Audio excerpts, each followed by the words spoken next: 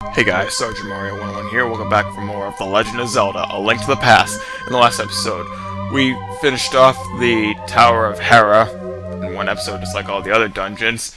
And we got the Master Sword, the Ether Medallion, and a piece of heart. And we also did get the Pendant of Wisdom from the Tower of Hera. And in this episode, we are going to go to Hyrule Castle to rescue the Princess Zelda, because guess what? We found out that she was abducted. And she's in the same castle as before.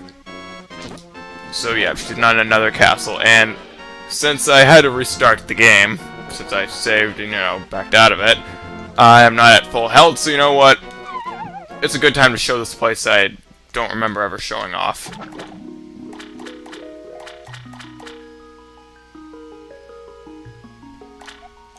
Yep, Great Fairy.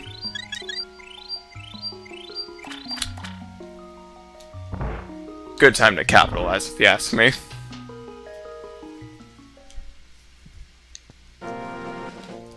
Anyway, to Hyrule Castle, and there's actually a little shortcut we can take.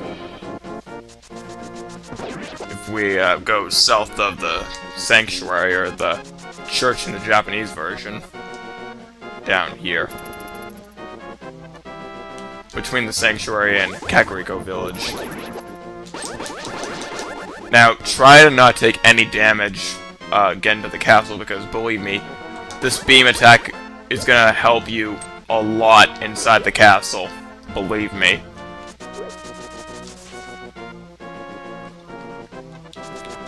Move! There we go.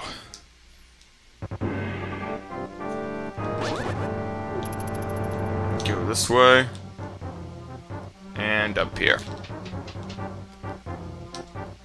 Because we have to go to this part of the castle, which we haven't been to yet.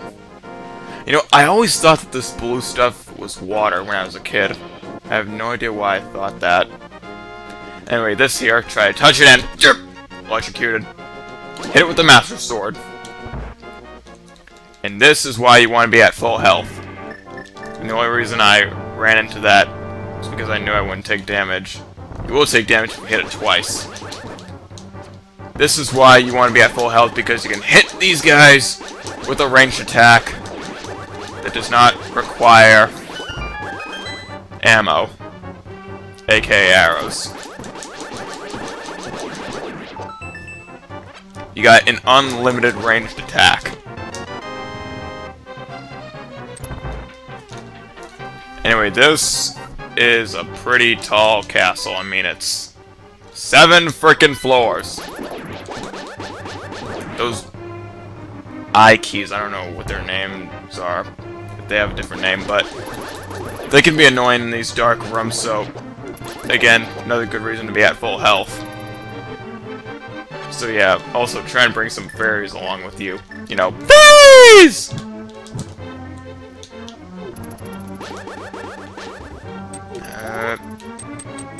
Yep. Ah!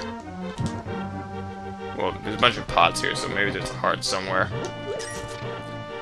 Game, don't do this to me. Game!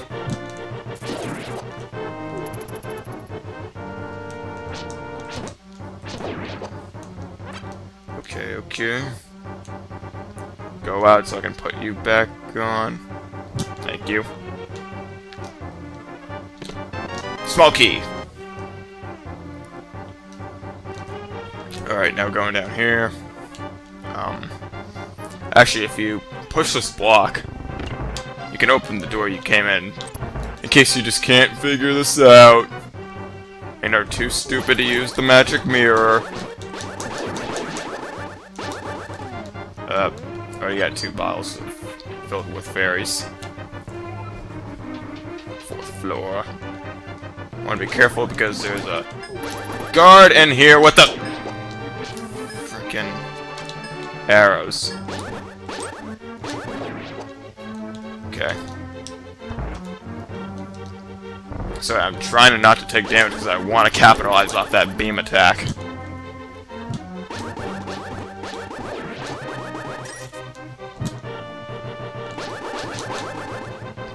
That just makes no sense. What? Idiot!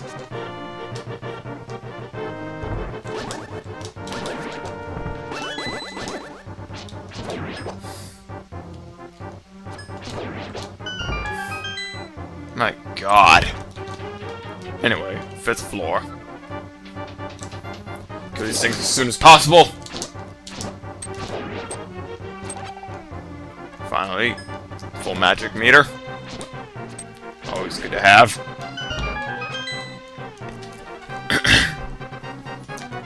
Listen well, Link.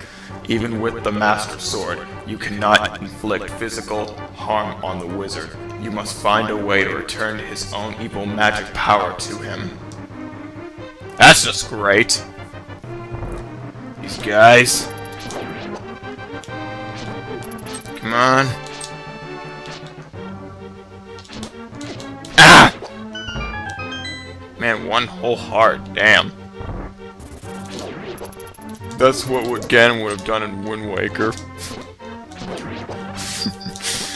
Goes to show you how difficult these older Zelda games are.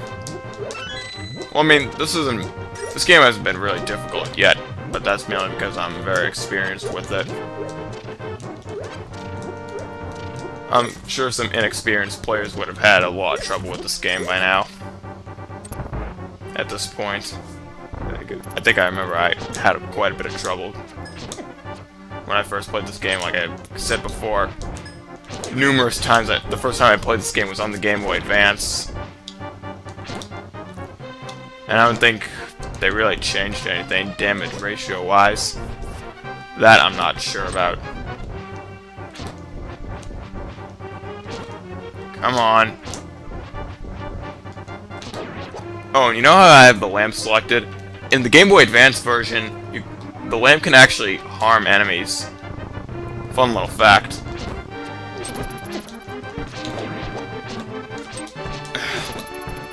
I normally don't do this bad in this castle, but because I'm recording, I obviously do bad. Oh well, at this point you really don't need full health, because you're actually very close to the end.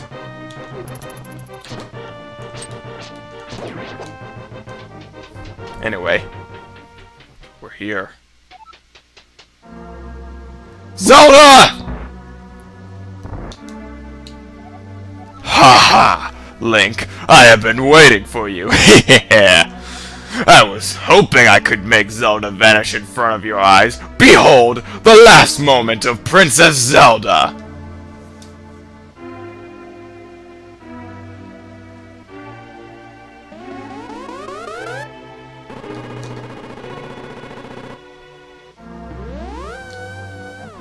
Ho ho ho! With this, the seal of the 7 wise men is at last broken. It is now only a matter of time before evil power covers this land. After all, the legendary hero cannot defeat us, the tribe of evil, when we are armed with the power of gold. Ho ho ho! Now I must go. No! I have no idea what kind of voice to give this guy. Oh, so you mean to say you would like to be totally destroyed? Well, I can make your wish come true. Yeah, I have no idea what kind of voice to give this guy. Anyway, he's gonna shoot out beams that you have to send back at him, because if you try and stab him, you're just gonna get electrocuted. Those attacks you cannot send back at him. You can also, funny thing, you can use the net to counter his attacks, which is why I have it selected right now. Just watch. This would be referenced in later Zelda games and games like Ocarina of Time. And wait, oh crap! You can't counter that. Lightning. See, that reflecting what these kind of items would be referenced in later Zelda games like Ocarina of Time and Wind Waker and I believe also Twilight Princess. With the empty bottles. Anyway, he should be dying pretty soon. Agahnim. Is he doing that? Damn it.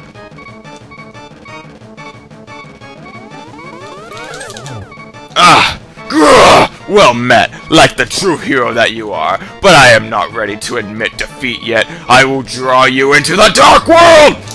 No!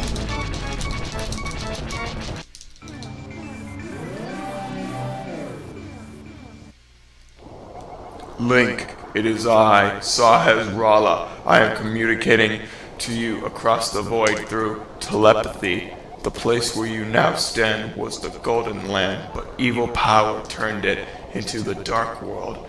The wizard has broken the wise men's seal and opened a gate to link the worlds at Hyrule Castle. In order to save this half of the world, the Light World, you must win back the Golden Power. You must also rescue the 7 maidens who Agahnim sent to the Dark World as members of the bloodline of the 7 wise men. They have power that will surely help you. The maidens are locked in hidden dungeons full of evil creatures and dangerous traps. The Palace of Darkness should be your first goal in this world. Link, I can rely on only you. Please make this old man's wishes come true. I beg you. Yeah! Don't worry, Sahasrara. I'll do what I can. Anyway, welcome to the Dark World. We've already been here before, so I really don't have to explain it. We're just can explore it a lot more now, not just Death Mountain. Can't go over there, and can't do anything about this yet.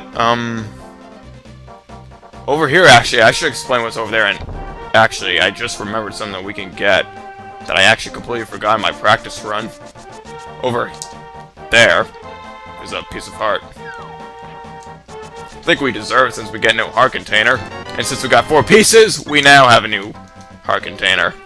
So yeah, kind of makes up for that. Now, I believe somewhere around here, there's actually a hole that you can enter in. This is only in the Game Boy Advance version. I feel like just explaining this now, but basically, it's a cave known as the 4 Swords Dungeon that you can only enter after completing the Game Boy Advance version of A Link to the Past, the main story, and the 4 Swords game that was in the Game Boy Advance re-release of Link to the Past. It's basically a really challenging dungeon. I really don't know how to explain it. I mean, I've never actually been able to play it because I've never played the 4 Swords sub-game that was in the release of A Link to the Past on the Game Boy Advance because I had no friends who had the Game Boy Advance remake of A Link to the Past. I had a Game Link cable, and I had friends with a Game Boy Advance, but none of them had this game. Yeah. Great friends. They sure know a good game when they see one. But yeah, that whole 4 Swords dungeon, how can I explain it? The whole 4 Swords— Jesus Christ! I don't think I should just continue on with it. Basically, if you want a challenging dungeon, you can try it out, but you're probably never going to see a video of me going through it because, 1, I've never played it. I mean, if I ever do play it, I'll probably play it on an emulator or something. But who knows? That'll probably be like a bonus video one day. In such a dangerous world, you may need many things. Select some that you like. I don't need any of those. The enemies here do a lot of damage. Like, beyond 1 heart. Some of these things do 2, 3, 4 hearts of damage. Anyway, why am I going over here? Because there's something you can get. And it is a required item. Jesus! Got hit there. This way, right up Lake of Third Omen.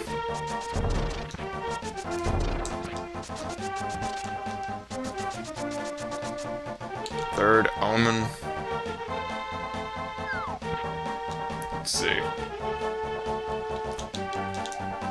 Curses to anyone who throws something into my circle of stones.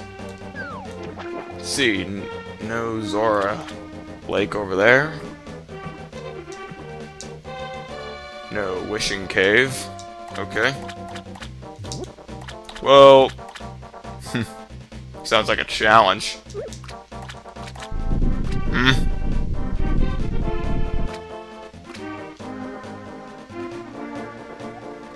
Was it you who disturbed my peaceful nap? I will give this to you if you go away! This is the Quake Medallion. Its magic causes the ground to shake and defeats nearby enemies. What's your magic meter? Okay. You are gonna need this for later on, like I said before. But that's not till way later. Just like the, Ether Medallion. Why did I do that?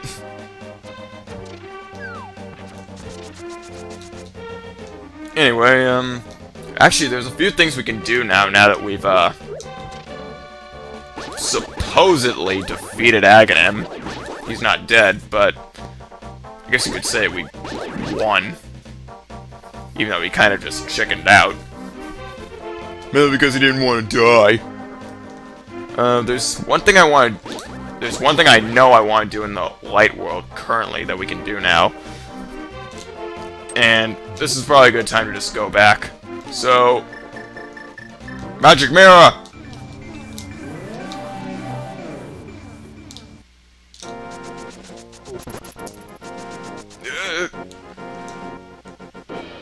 Okay.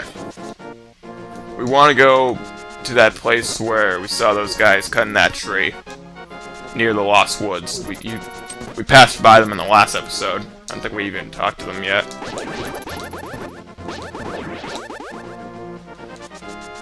Why are we going there? You'll see in just a few seconds. Ow, I do not remember that many crows being over there! See how this tree looks different? Well, Pegasus boots! OMG. Just like that sound effect was basically saying.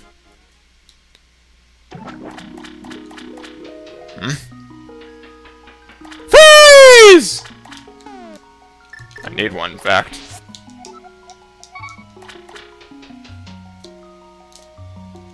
Piece of heart!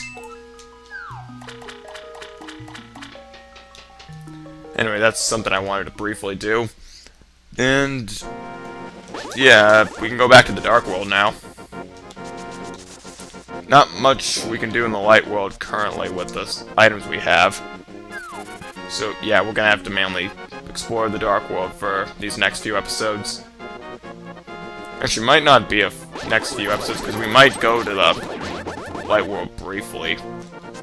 That's kind of just basically what I'm doing right now. Just, I briefly return to the Light World just to do that.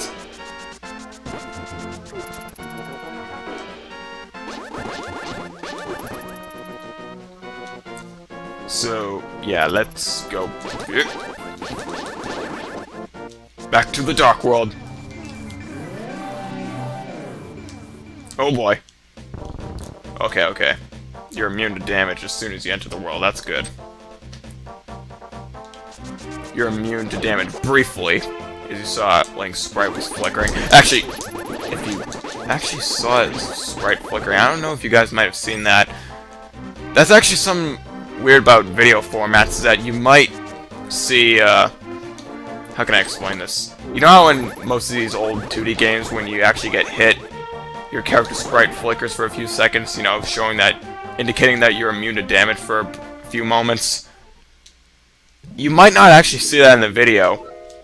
You might see it or you might not. If you don't see it, then you probably don't see Link's sprite appearing at all, or you might see him completely fine. I don't know how that happens. It's completely unpredictable when that happens and why it happens. I mean, it probably has something to do with the video's frame rate, but I'm not sure. Anyway, going down here, there's actually nothing we could do here right now, so I don't even know why I'm going down there.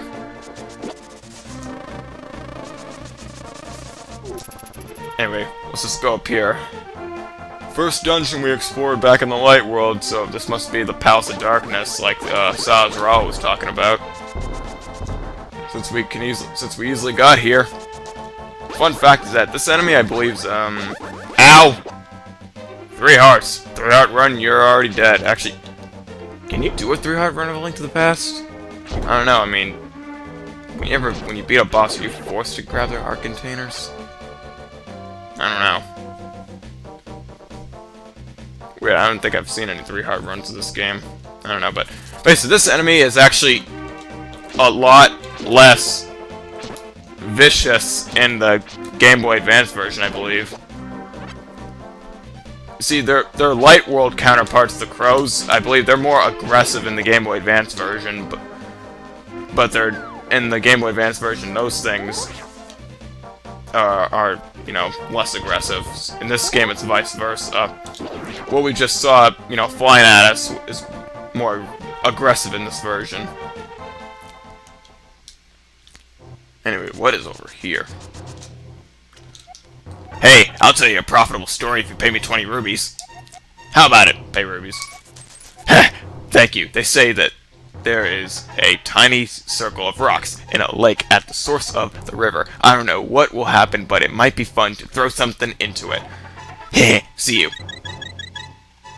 Well, thanks for healing me. But we already did that.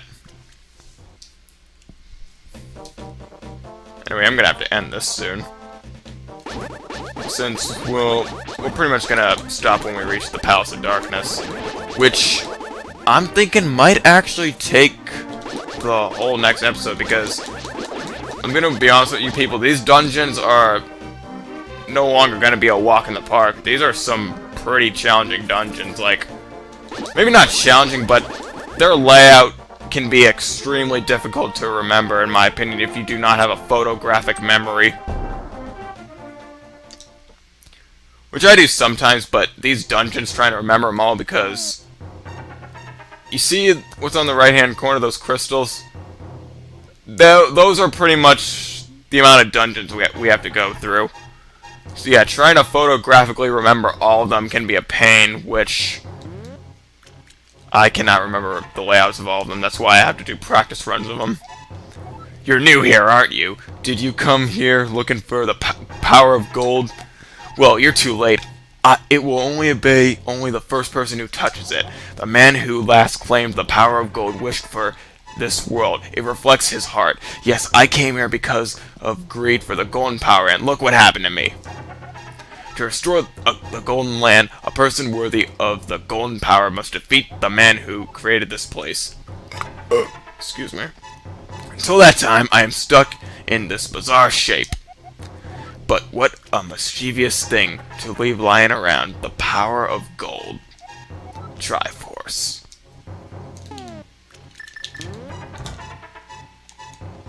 What are you hiding back here?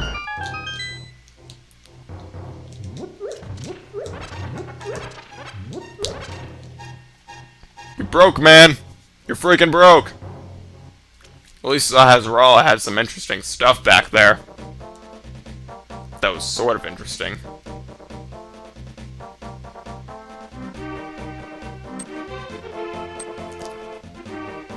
Wrong. Wait, am I going the wrong way? Yeah.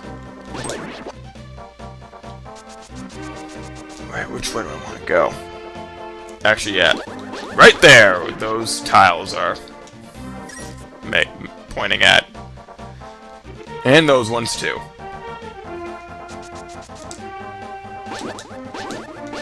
Get away from me, you thing. That's what you are, you're a thing. Okay. Actually, we're gonna see a little buddy appear. I'm Kiki the monkey. Kiki! I love rubies more than anything. Can you spare me 10 rubies? What will you do? Give him 10 rubies. Kiki, Kiki! Good choice. I will accompany you for a while. Kick! Kiki! Alright. Just saying right now, don't take any damage while Kiki is following you, alright? Otherwise, he'll run away. And why is that important? Because, well, right here.